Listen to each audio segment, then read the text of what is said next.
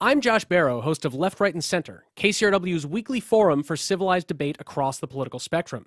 Today's news cycle demands more time for deeper analysis, so Left, Right, and Center is now a full hour every week. Subscribe and listen at kcrw.com/LRC. A jail stint can really disrupt someone's life. You can lose a job, a relationship, or thousands of dollars on fees, fines, and bail. Have I ever gone to jail? Yeah, I just got out, actually. If he doesn't show up to court, you gotta pay the $50,000. No ring exchange, no kiss the bride. There's no glamour in a jailhouse wedding. Off the Block. All 6 episodes tracing the path from city block to jail block and back are now available on KCRW's iTunes page. From KCRW Santa Monica and KCRW.com, it's The Treatment.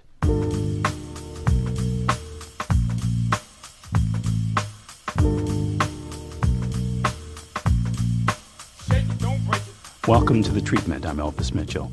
So, it kind of goes without saying, have you seen the films of Jeff Nichols? Have you seen Shotgun Stories or Take Shelter or Mud? Or maybe even his newest film, Loving.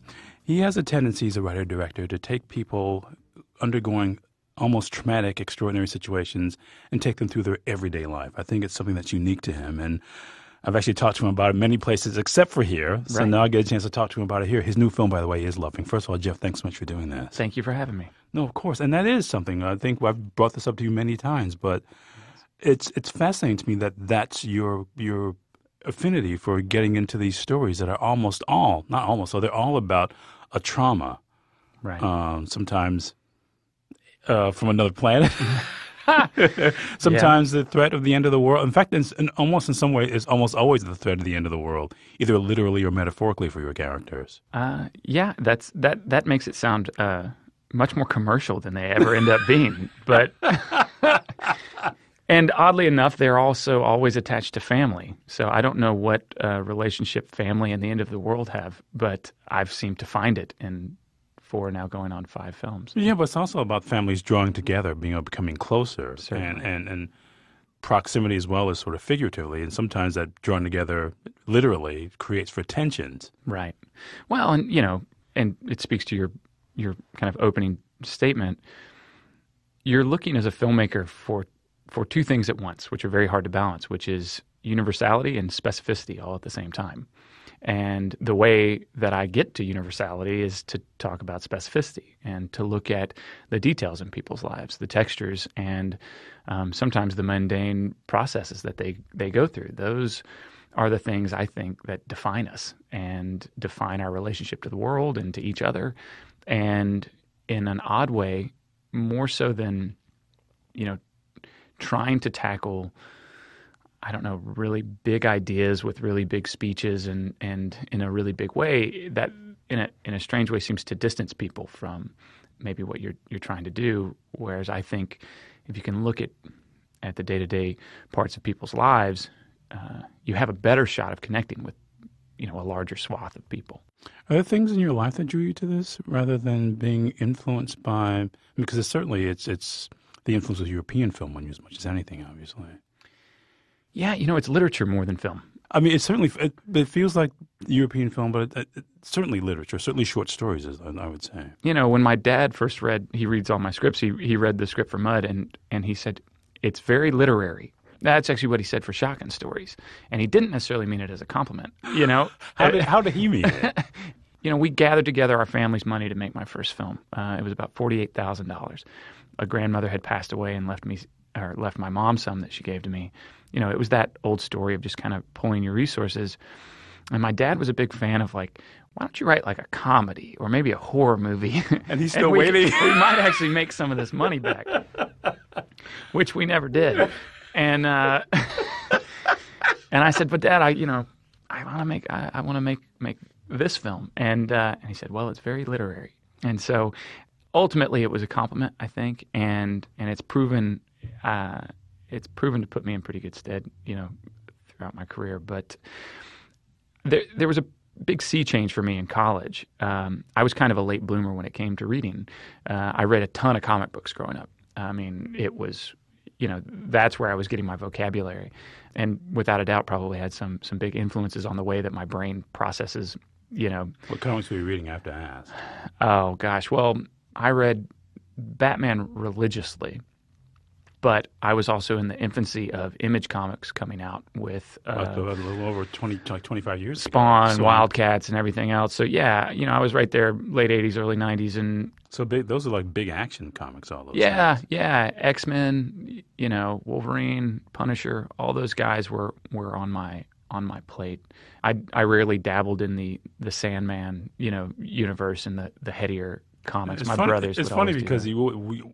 From looking at your movies, you would think that stuff, that kind of Vertigo, Sandman stuff would have been the influence on you, and in fact, it's the more mainstream stuff. You could say the same for films as well. I was a suburb kid. Like, I was growing up with a pretty standard, suburb American education in terms of film and comic books, and so it wasn't until I got to college that a few really big things started to happen. There are kernels of it in high school with, reading my first Flannery O'Connor short story, or, I remember, though, being challenged with Go Down Moses by Faulkner and just being completely lost. But That's okay, he was too. I didn't figure that book out until really my late 20s. But, in college, you go to film school, you don't know anything about making movies. Coming from Arkansas, I didn't know anything. I'd never been on a film set. So I start learning the technical aspects, but at some point somebody's going to ask you, well, what story do you want to tell? And you have to start thinking about yourself in an interesting way, and what do you want to bother people with for 2 hours? And I started thinking a lot about the fact that I was a Southerner. I started thinking a lot about my family. But at the same time, I'm introduced to contemporary Southern writers like Larry Brown and Harry Crews, which oddly enough led me to Raymond Carver. But all these things you're talking about have a Gothic streak in them. I mean, be it contemporary Gothic, right? In the case of Crews or Brown, or old-fashioned Gothic of Faulkner and Flannery O'Connor. Yeah, these were the things I was drawn to. And oddly enough, I've never, Gothic is a term that's always been a bit evasive for me. Because I see things I recognize in those stories. Those are the things I respond to. In Larry Brown's stories, I saw relatives, or I saw people that I encountered in Southeast Arkansas, and I said, yeah, that's representative of something truthful that I've laid my eyes on or heard, that type of voice or accent. We can say, though, something else that unites these stories, and in your movies, too, is a sense of dread. For sure. And, I don't know where that comes from necessarily. Probably also from my dad. He's a bit of a conspiracy theorist and a bit of a kind of libertarian. And I think, I don't know, there's some floating anxiety is the way he always used to describe it in my family. With Loving, though, it was an interesting fit. And I'm trying now that I'm on this kind of press circuit to decode how much is really part of Richard and Mildred's story and how much is part of my, affectation. I'm just trying to be fair in the analysis. But there is a whole section of this film that is just about dread. It's about a psychological threat.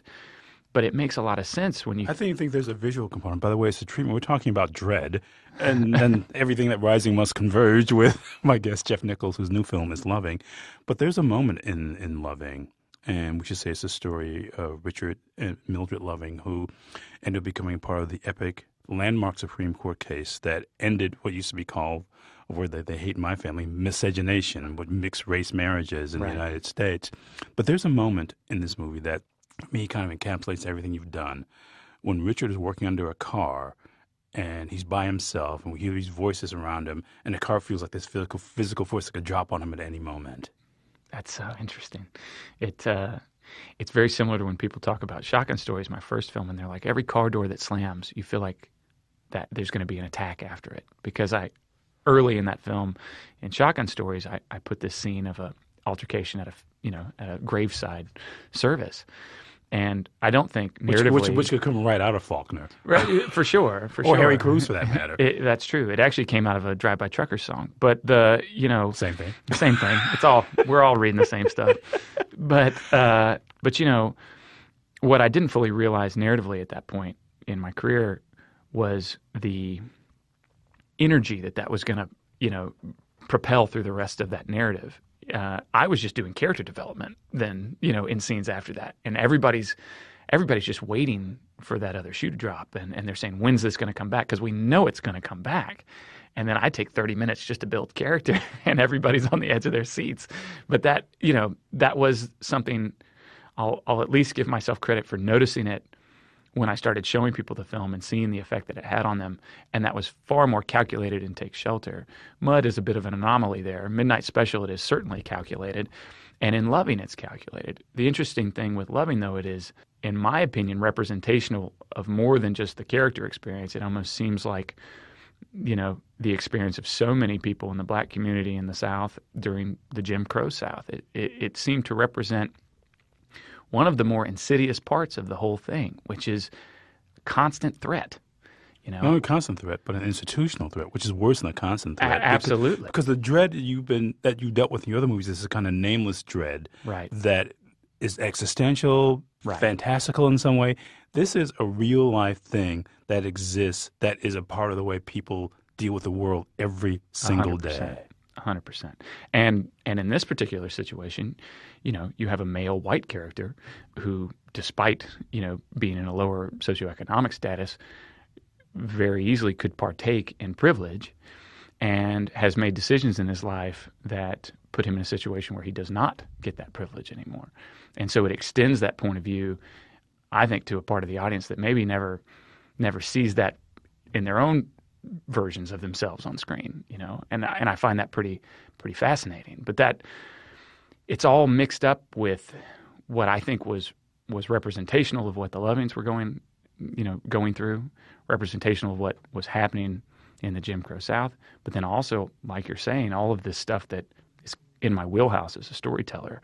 It's odd when you have this kind of convergence of things as a storyteller. Yeah, but I guess I just think too that almost nameless fear is everything you've made so far led you up to doing this. This couldn't have been even your second or third film, because the last time I saw you, when we screened Mud at the museum, and I was just talking about the amount of time you really took. You're talking about taking time to build character. Mud is that for the first 2/3 of the movie. For sure. But then the dread does set in that last third. But it's really, and this is a thing that I want to get to, your movies are all really coming-of-age films. In the case of Loving, it's the United States coming of age. Well, that's a great way of putting it. Yeah. But they're all these kind of stories about somebody having to mature. Mm-hmm. And it's also Richard having to do that too. I mean, just to think he's had this life one way, basically the life of a child, a life of privilege, a life of everything being given to him. Mm.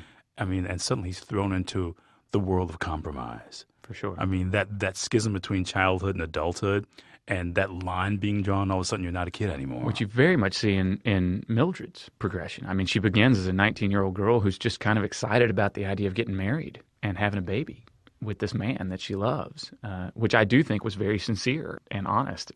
But you see her imprisoned.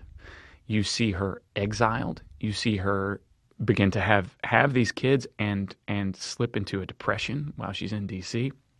You see this maturation that starts to take over her life, and then out of it you see this clarity that comes with her understanding of her place in a movement that is much bigger than her, that is happening, I would say from her point of view, very far away from her. But she almost said, it's interesting, she had to go to D.C. to see, because had she stayed in Virginia, she could have been separated from it in that small town. I think so. In that bubble that was Central Point, which was not even the town. Bowling Green was the town. They were from this, outlier Hamlet. Yeah.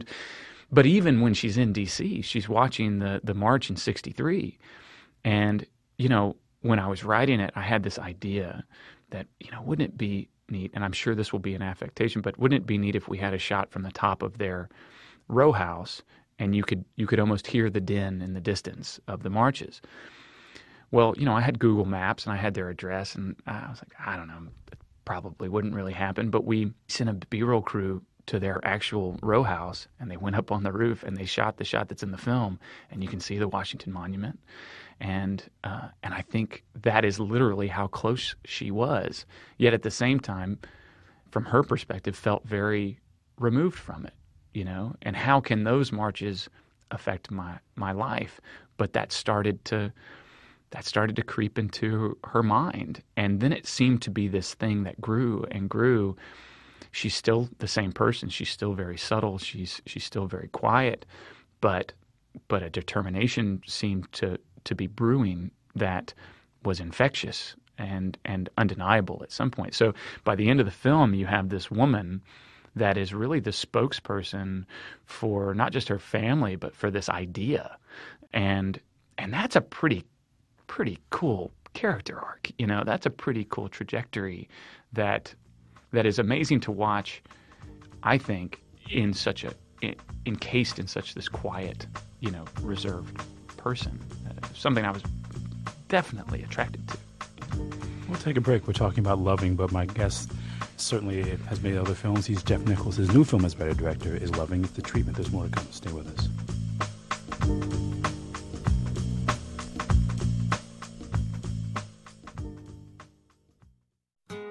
Long before podcasts, there were radionovelas. Celestial Blood is the first ever to combine the two. One version in English and another one in Spanish. Listen with your grandma, only from KCRW.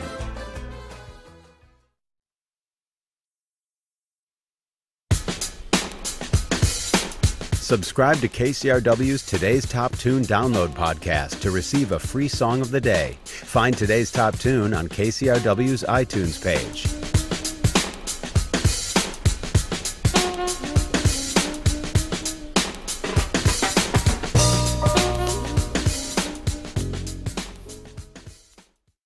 My guest, who's raring to go even as he has a sip of water there before he gets started here, is Jeff Nichols. It's The Treatment. His new film as writer-director is Loving. And we were talking about coming-of-age stories. And these, again, this is for me. We talked about these other things before, but I wait to have you here to bring this up about the coming-of-age because I just wanted to just try to spring it on you a little bit. Yeah. But that is finally the thing that so much Southern Gothic literature is about, the sort of that step into adulthood. And that's the real nameless dread.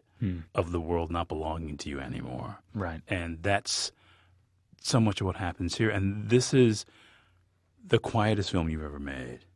Which is, you know, saying something because I've made some pretty quiet ones in the past. This is... But, you know, at some point there's a storm or there's there is some realization of external force, this thing that people are afraid of.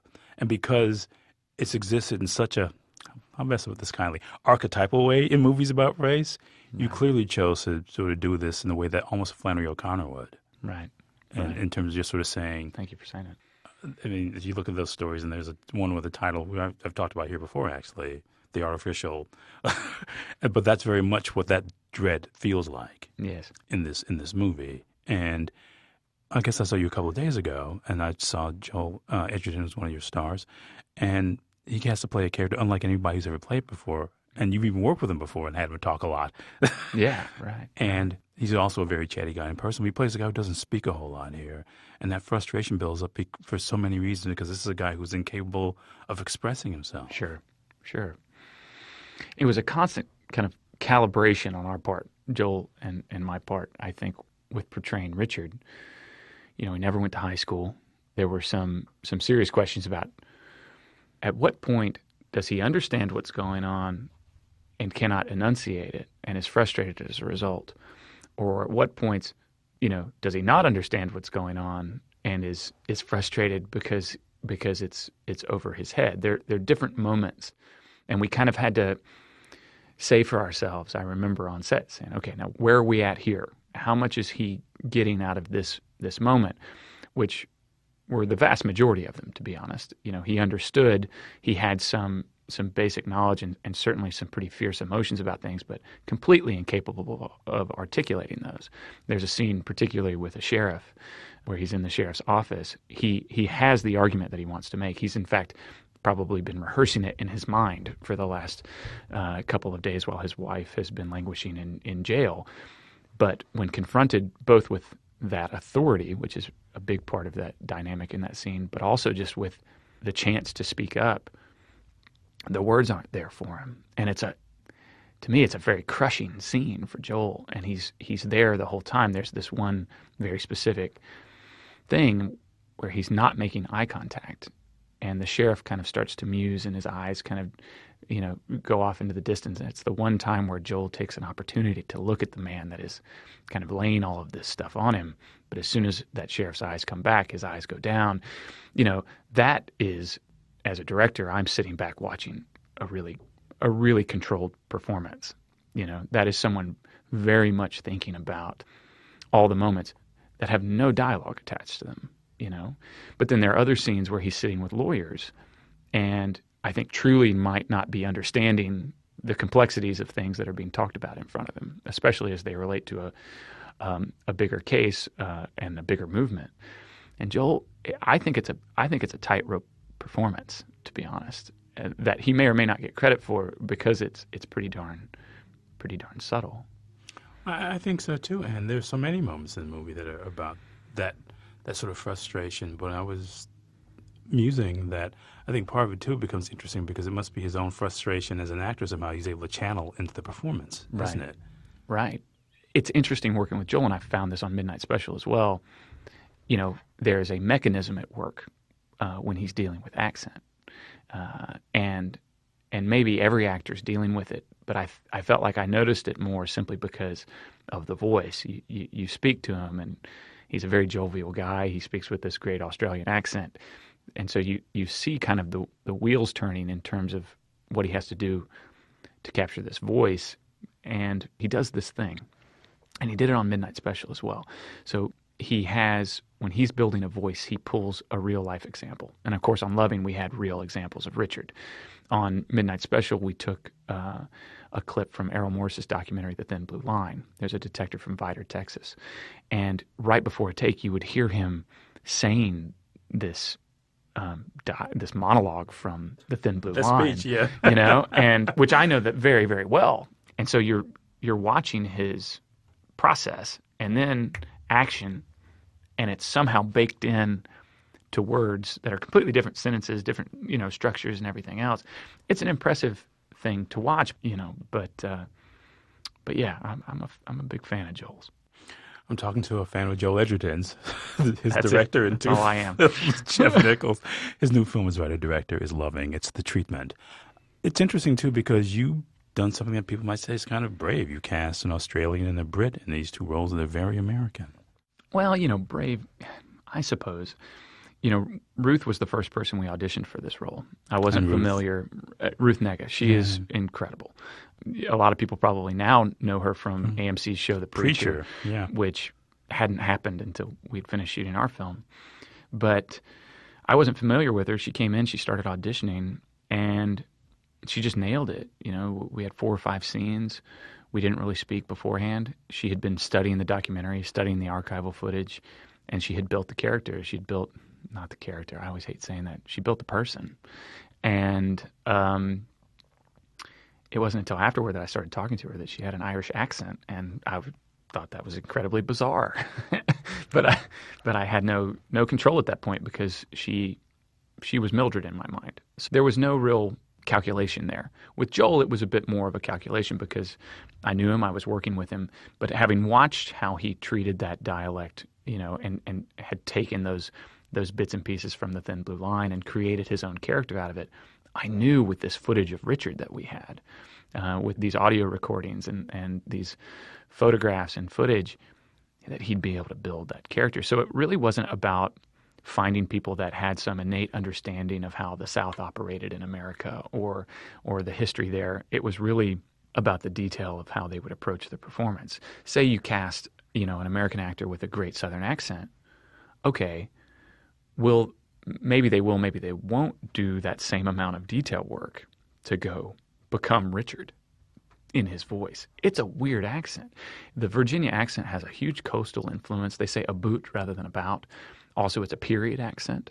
So in my mind, I thought it was kind of the most obvious choice to take an actor who's going to have to do that dialect work, who's going to have to do that and is so used to doing it because they have to do it for, the majority of their roles anyway, as opposed to getting an actor that might have a nice Southern accent, which what is that? The South is not a monolith, and people from Arkansas sound quite different than people from Georgia or people from North D.C. Carolina. sound quite different from people from Virginia, and I think of D.C. as being the South. Absolutely. It is not all one thing, and in this case, we had a very specific example of what Richard sounded like and what Mildred sounded like. So it made sense to go to actors that are used to, just doing the work to nail those voices.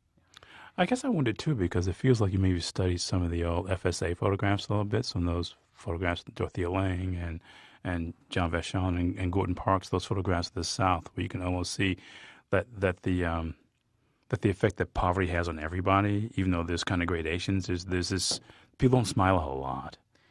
Well, look, I've heard some, glancing below critiques of like, why would you cast actors this old, to play younger people? And like, look at the photographs.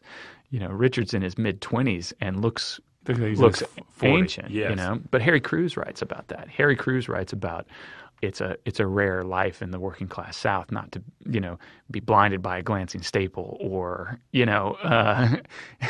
it's just a hard life. And these people carry it on their faces, not to mention, and this is something we reduced in the film, but they're smoking the whole time, and they're have beers in their hands the whole time. It's just a harder life. And so, that felt like a pretty appropriate decision.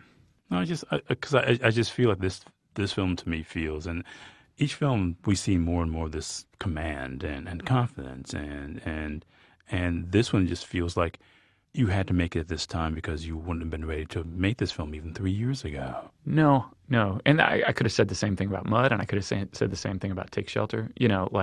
There's a reason for this trajectory, whether I control it totally or not. But no, it would have been a shame to have made this film second. I think it wouldn't have had the discipline applied to it. Had you been thinking about this subject for a while? I mean, it must have been a while ago you saw the documentary. 2012 is when I was first approached with it. I mean, I've been thinking about the subject of race for a very long time. But given where you're from, I hope so. Yeah, I went to Little Rock Central High, the site of the desegregation crisis in 57. I graduated in 97. You can't grow up in the South and not think about it and come to terms with it. This was the time, though, to tackle this particular subject, but also because it's such a unique approach to it. One of the characters is white, so I have some identifiable touch points there. The guy reminded me exactly of my grandfather, but also this community. Whenever I would talk to my dad, who grew up very poor in Altimer, Arkansas, which was a cotton town, I would always ask him, like, tell me about it. Tell me about segregation. Tell me about the hardships. Like, I want to hear the stories. And he had them. But he would also always remind me, like, you have to remember, we lived together. I was poor and we didn't have anything to hold over anybody. And I played with white kids and I played with black kids. And it wasn't a way to diminish, the tragedies of that period. But what he was just saying was there's a connectivity in these communities that you should not overlook or oversimplify.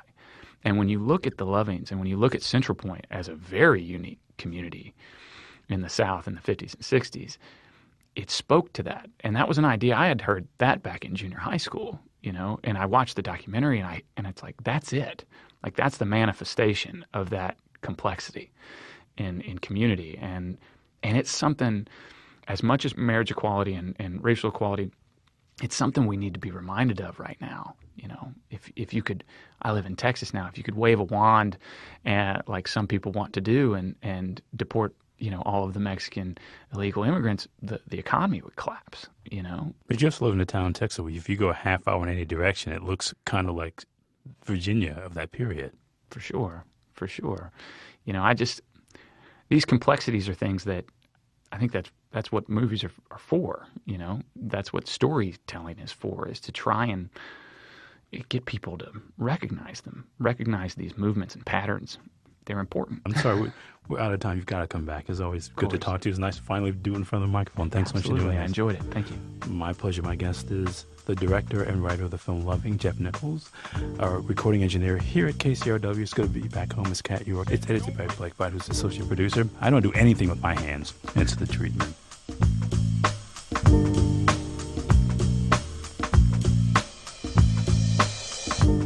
To catch up on past episodes of The Treatment, go to KCRW.com or listen on your smartphone with KCRW's mobile apps, or subscribe to the podcast on iTunes, Stitcher, or wherever you listen to podcasts. The Treatment is produced and distributed by KCRW Santa Monica.